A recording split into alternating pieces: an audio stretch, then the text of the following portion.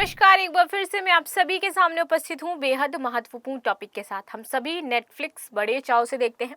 Netflix पर नई नई सीरीज आती हैं तो हमें बड़ी मजा आती है, लेकिन मैं आपको बता दूं कि नेटफ्लिक्स पर सरकार ने यहाँ पर बैन लगाने की बात करी है। बैन इस वजह से क्योंकि उनका कहना है कि मैंने आपसे कुछ सवाल जवाब किए जिनका अभी तक आपने प्रश्न नहीं दिया है, और आरोप नेटफ्लिक्स पर ये लगाए गए थे कि वो भारत में जातिवाद को बढ़ावा दे रहे हैं, धर्म और आपकी ये जो चीज़ें हैं, एक तरीके से सेकुलरिज्म जो है, इन सारी चीज़ों पर बहुत ज़्यादा उन्होंने एक बवाल मचा करके रखा है नेटफ्लिक्स ने, क्योंकि वो हिंदू धर्म का अपमान कर रहे हैं, वो मुस्लिम धर्म का सपोर्ट कर रहे हैं, वो जातिवाद को बढ़ावा दे रहे हैं, रंग भेद नस्ल इन सबको वो बढ़ावा दे रहे हैं इंडिया के अंदर। तो ये सारी बातें कही गई हैं नेटफ्लिक्स के लिए, और वही नेटफ्लिक्स ने जवाब में ये कहा है कि उन्हें पता ही नहीं कि इंडिया ने उन्हें कोई समन भी जारी किया है। तो इसी पर आज हम डिटेल में एनालिसिस करने वाले हैं, जानेंगे कि आखिर मुद्दा क्या है, ऐसा क्यों किया गया है और क्या महत्वपूर्ण बिंदु इसमें शामिल हैं। शुरुआत कर लेते हैं आज की क्लास की। मेरा नाम है प्राची मिश्र और संस्कृति आईएएस के इस प्लेटफॉर्म पर आप सभी का स्वागत है। चलिए आइए देखते हैं क्या इंपॉर्टेंट चीजें हैं।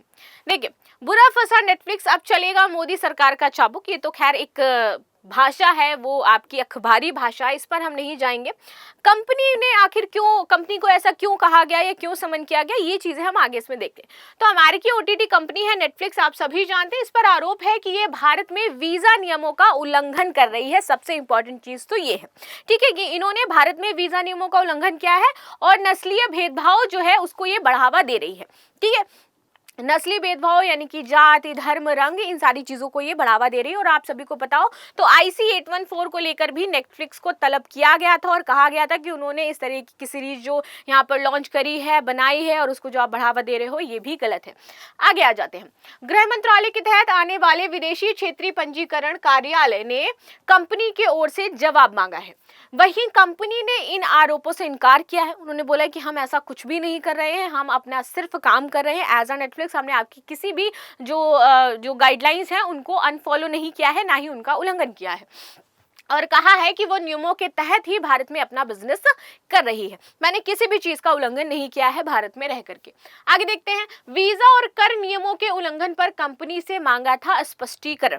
तो इंडिया का कहना है कि हमारे जो वीजा नियम है और जो कर, यानी कि आप हमें टाइम पर टैक्स पे नहीं कर रहे हो, एक तो ये इंपॉर्टेंट चीजें हैं। दूसरी जो है वो हमारे वीजा नियम हो जाते हैं जिन पर आप खरे नहीं उतरे हो। तो हम ये चाहते हैं या तो आप मुझे स्पष्टीकरण दे दीजिए, या तो आप यहाँ से अपना कारोबार उठाइए और चले जाइए। आगे आते हैं। रॉयटर की रिपोर्ट के मुताबिक FRRO के अधिकारी दीपक यादव ने नेटफ्लिक्स कंपनी को 20 जुलाई को ईमेल भेजा था। ठीक है, अपने ईमेल में उन्होंने लिखा था कि हमें भारत में कारोबार कर रही नेटफ्लिक्स कंपनी की ओर से वीजा नियमों के उल्लंघन, अवैध ढांचे, टैक्स चोरी, नस्लीय भेदभाव समेत कई क्षेत्रों में गड़बड़ी की जानकारी मिली है। अच्छा, ये जानकारी आखिर किसने दी थी नेटफ्लिक्स के खिलाफ? तो उनका नाम था नंदिनी मेहता। नंदिनी मेहता पहले इसी नेटफ्लिक्स कंपनी की क्या थी? बिजनेस डायरेक्टर थी, जो इनके पद पर मौजूद थी। इनको वहां से निकाल दिया जाता है। निकाला क्यों जाता है? क्योंकि ये कंपनी का जो क्रेडिट कार्ड था उसको अपने पर्सनल खर्चे के लिए यूज कर रही थी। जब कंपनी को ये पता चला कि ये कंपनी का क्रेडिट कार्ड अपने पर्सनल खर्चे के लिए यूज कर रही हैं, तो नंदिनी ने नेटफ्लिक्स के जितने भी राज थे और काले धंधे थे वो भारत सरकार के सामने खोल दिए जाकर के, क्योंकि वहां से उनको हटा दिया गया था उनकी पोस्ट से। उन्होंने आरोप लगाया, एक तो ये कर चोरी कर रहे हैं, टैक्स बचाते हैं गलत गलत तरीके से, दूसरा ये भारत के वीजा नियमों का उल्लंघन कर रहे हैं, तीसरा ये यहाँ पर नस्लीय भेद पैदा कर रहे हैं, और इसी के तहत मुझे मेरी पोस्ट से हटाया गया है, और गलत तरीके से मेरे ऊपर झूठे आरोप लगा करके इन्होंने अपने यहाँ के एक पर्सन को रखने के लिए मुझे इस पोस्ट से हटा दिया। और इसी को बोला गया है नस्ली भेद कर रहे हैं आप, कि ये क्या कह रहे हैं कि अब हमारे अब जो नेटफ्लिक्स की कंपनी है उसमें सारे फॉरेनर्स ही रहेंगे, हम किसी भी इंडियन को उसमें काम नहीं देंगे। और उनका यही कहना था कि अगर आप इंडिया में व्यापार कर रहे हो तो आपको इंडियन लोगों को यहाँ पर काम पर रखना होगा और ऊंची पोस्ट पर भी रखना होगा। तो और नेटफ्लिक्स का कहना था कि वो सभी जो टॉप पोस्ट है उसमें अपने यहाँ के लोगों को रखेगा, बाकी एज अ वर्कर जो स्लेवरी एक तरीके की होती है वो इंडियन से करवाएगा। तो इसी को लेकर के यहां पर तलब किया गया था। अब आप मुझे बताइए कि नेटफ्लिक्स अगर इस तरीके की चीजें कर रहा है तो क्या ये सही है? ऑफ कोर्स इंडिया को यहां पर तलब करना ही चाहिए। तब नेटफ्लिक्स ने बोला कि हमने इस तरीके का कुछ भी नहीं किया है भाई, और इनको मैंने इसलिए निकाला था क्योंकि इन्होंने हमारा जो कंपनी का क्रेडिट कार्ड था उसको अपने खर्चे के लिए बहुत ज्यादा लेवल पर यूज कर लिया था। हमने एक दो बार चेतावनी दी, इन्होंने नहीं समझा, देन हमने इनको इनकी पोस्ट से हटा दिया। आगे आ जाते हैं। कंपनी ने सभी आरोपों से झाड़ा पल्ला और कहा कि उसे जानकारी नहीं है। नेटफ्लिक्स कंपनी ने इन आरोपों से इनकार करते हुए कहा कि भारत सरकार की इस जांच के बारे में उन्हें कोई जानकारी नहीं है, कि भारत सरकार कोई जांच भी कर रही है हमारे ऊपर। इंपॉर्टेंट चीज तो ये हो जाती है कि एक तरफ इंडिया जो है वो पूरी तरीके से इन पर चार्जशीट फाइल करके बैठी हुई है इंडियन गवर्नमेंट, दूसरी तरफ नेटफ्लिक्स कह रहे हैं कि मुझे तो पता ही नहीं कि मेरे ऊपर कौन सी जांच बैठाई गई है। मेहता को निजी खर्चों के लिए अपने कॉर्पोरेट क्रेडिट कार्ड का बार बार इस्तेमाल करने के लिए नौकरी से निकाला गया था। उन्होंने 2018 से 2020 तक कंपनी के लॉस एंजल्स और मुंबई ऑफिस का काम किया था, तब यहाँ पे काम कर रही थी। तो इसी तरीके से यहाँ पर ये चीजें रखी गई थी। आगे बात करते हैं।